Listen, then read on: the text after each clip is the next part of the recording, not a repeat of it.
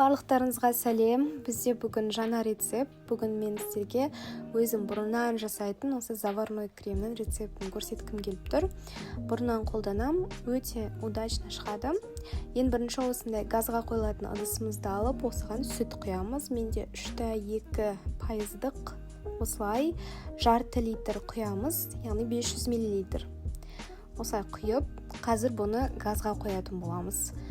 Ақырын отқа шамалы ысығанға дейін қоямыз.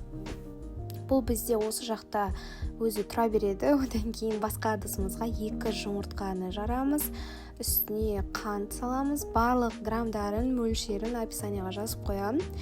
Қантты саламыз және 3 ас қасық ұн саламыз. Мына жақта сүтімізді де араластырып қоямыз арасында, ұмытып кетпеңіздер.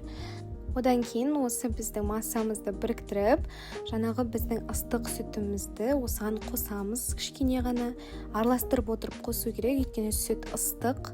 Және осылай жақсылап ішіндегі қантын бәрін араластырғаннан кейін қайтадан осы біздің газдағы сүтке қайтадан құямыз. Енді біз тек осы газдағы массамен жұмыс жасаймыз. Әрдайым араластырып отыру керек.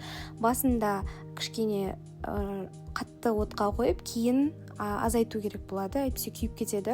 Араластырып отыру керек. Осылай қоюланады, көпіршіктер шығады. Осы кезде дайын бола бастайды. Қарап отырыңыздар міндетті түрде. Тез күйіп кетеді бұл крем.